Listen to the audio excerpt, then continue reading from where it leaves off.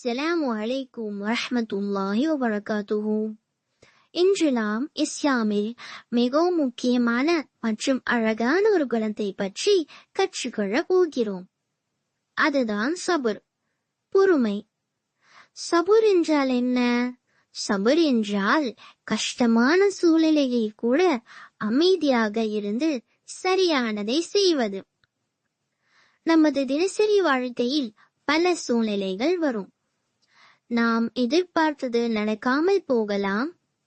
யாராவது நம்மை காயப்படுத்தலாம்.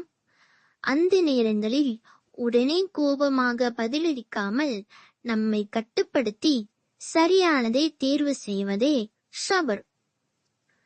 கோபம் வந்தாலும் அதை கட்டுப்படுத்துவதுதான் உண்மையான பொறுமை. அல்லாஹ் குர்ஆன்ல சொல்றா, இன்னல்லாஹ மஅஸ் ஸாபிரீன்.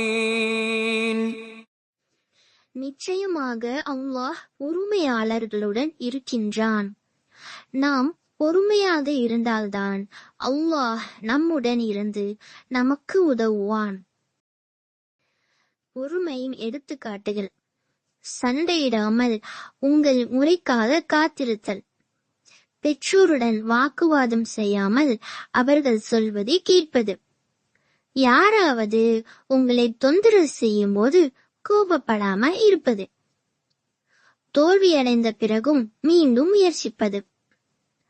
பொறுமை என்பது பலவீனம் அல்ல, அது ஒரு வலிமை.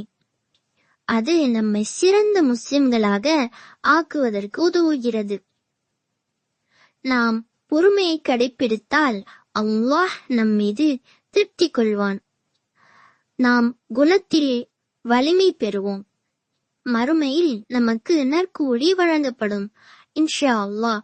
ஜஸாக்குமுல்லாஹு கைர். அஸ்ஸலாமு அலைக்கும் வரஹ்மத்துல்லாஹி வபரகாத்துஹு.